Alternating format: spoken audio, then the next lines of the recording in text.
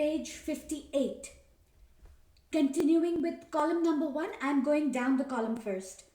Family, integrity, balance, relationships, workplace and vocation, workplace productivity and creativity, workplace assimilation, meaning how well settled the clients can get in their workplace, with their workplace relationships, get into the flow of things, collaborate, connect, and communicate and work together in a team in a productive and contributing manner.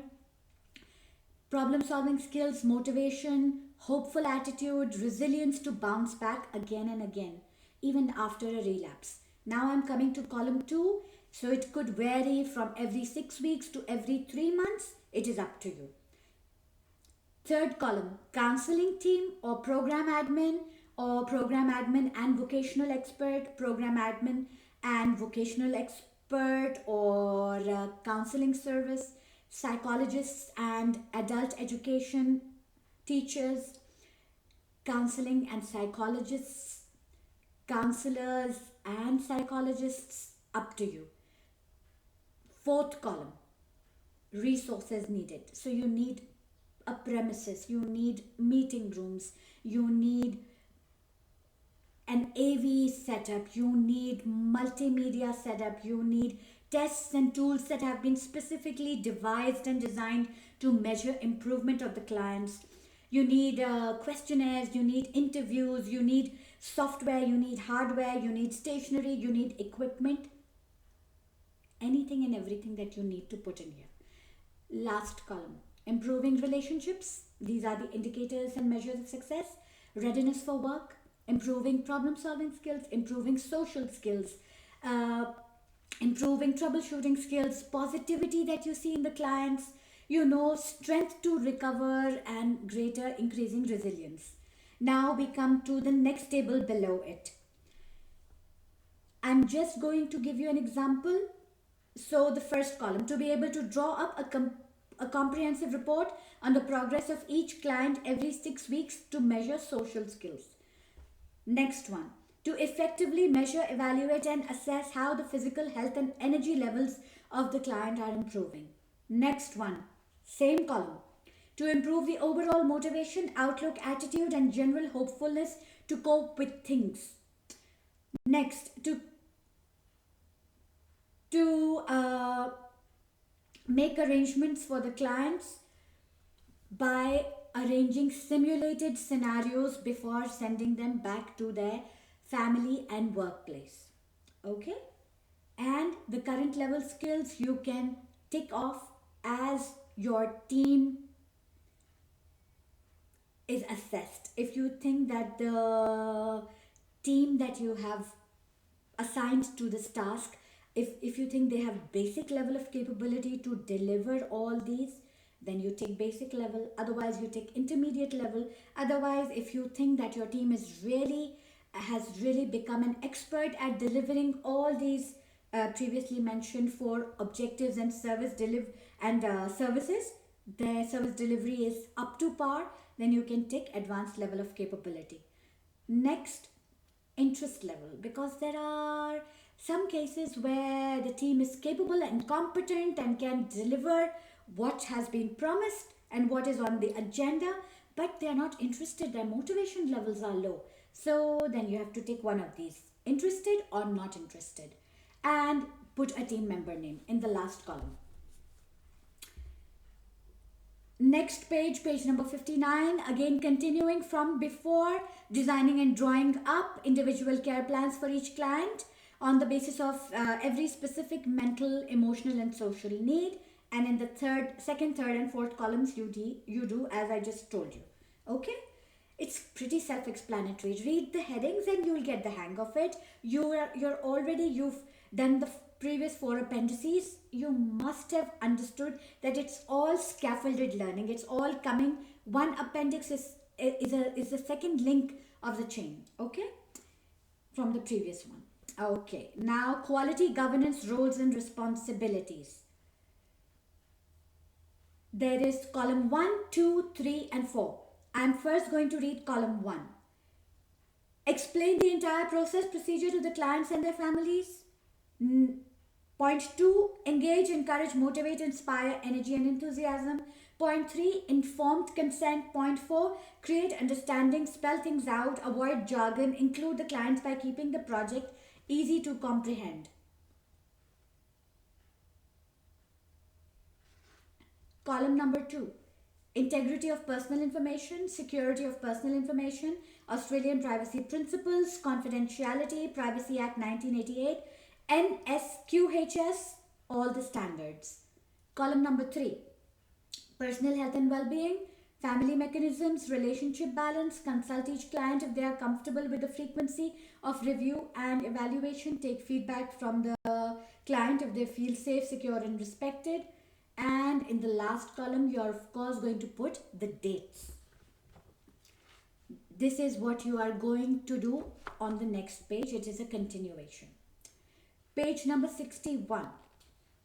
Changing legislative governance requirements. Number 1. All workers need to keep abreast of the Code of Ethics, practice guidelines, 8 practice guidelines, provisions of the service, and support, etc., etc. Number 2, register with ACWA, ACWA. The government has now made it mandatory for all community workers to become a member of Australian Community Workers Association.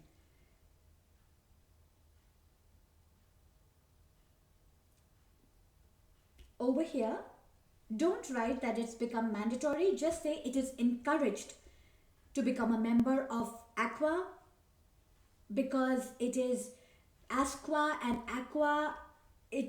They are great organizations for any community sector workers, and it is most recommended if you register and sign up with them and become a member, because then you will be able to keep abreast of all the new and current industry knowledge.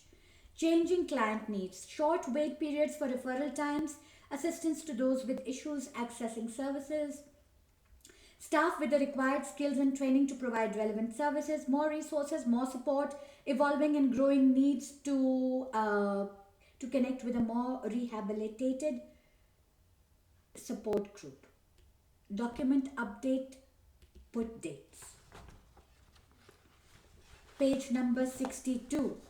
Again, column number 2, changing legislative governance requirements.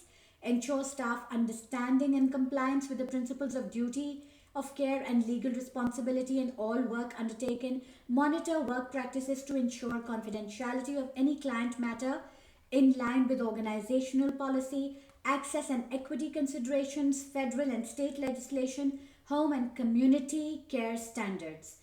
Changing client needs, team spirit, support, clarity of communication, motivational leadership is provided to staff and clients. Clear communication is sent to every team member detailing their specific roles. Best and most efficient practice, professional development, polishing problem solving, problem identification and troubleshooting skills, and document update dates, entirely up to you. Continuing, because now we are talking about the executive and CEO, all sector specific legislation and standards regarding our service will have to be followed. For example, home and community care standards, disability service standards, adherence to WHS, confidentiality of client information, obeying lawful orders. Second column, changing client needs could have staff and clients are actively invited and supported. Clients are provided with the skills and knowledge to participate in their wellness project. Services respond to the diverse needs of all clients. Complaints to be responded to compassionately, competently, and in a timely fashion. Document updated, put a date. Now the same, but with regards to service delivery procedure reflecting good practice and of course goodwill. Changing legislative governance requirements. Monitoring and accountability, training and tools, leadership development, self-audit, self-accountability to meet organizational goals and standards, service to achieve client perspective, results, working around red flags. Changing client needs, staff orientation and training, reducing discrepancies, eliminating delays and lagging, resources should be allocated and budget should be allocated sufficient to everyone's work needs. And document update dates, put a date. Continuing on page 65, changing legislative and governance requirements. Services must actively participate in external evaluation and benchmarking. Services collect and publicly share outcome information. Practitioners work within their approved roles. Column 2, changing client needs. Clients will have a say and be represented on organizational quality meetings. Leaders to take staff feedback and put a date. Now we come to evaluation summary. Summarize the progress. Our annual aims and goals at CD for this year, for the next year, are to create a service where clients experience a safe, secure, and hope-inspiring environment to achieve their health, well-being, and rehab goals. For each of the goals, include a brief summary.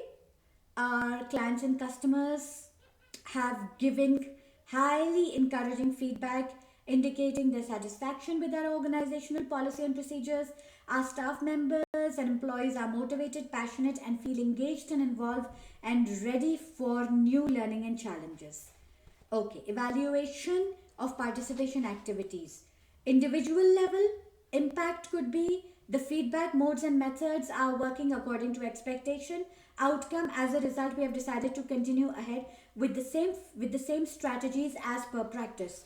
Program or department level, impact.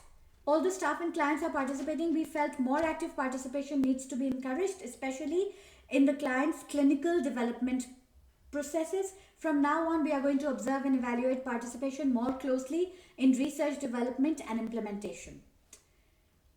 Okay, and on page 67, the first impact could be, we found out after careful assessment that we are not coming up to par where advisory committee guidelines are concerned, and partnership agreement guidelines are quite encouragingly enough being met satisfactorily. So one could be a positive and one could be a negative. And the last column could be more verbal, vocal, and active participation, and input and feedback needs to come in from all quarters. And for the positive, it could be, however, in order to exceed expectations, we need to do even better. Okay? And the last on page 67, a brief summary. I'm going to tell you the bullet points that you can take notes from, you can take inspiration from. Bullet point 1 in the summary could be client feedback, and then explain it in 1 or 2 sentences. Health and well-being indicators. Number 3, family and health professionals feedback. Number 4, hold the gains and remedy the obstacles. Write 1 or 2 sentences. In the upcoming year, what are your further growth, further improvement, further action plans and goals? Write 3 or 4 sentences. That should make up your complete summary. And with that, we come to the completion of Appendix 5. I hope that my video on Appendix 5 is going to prove helpful to you. Please do stay tuned for the next couple of appendices and get working. Thank you very much.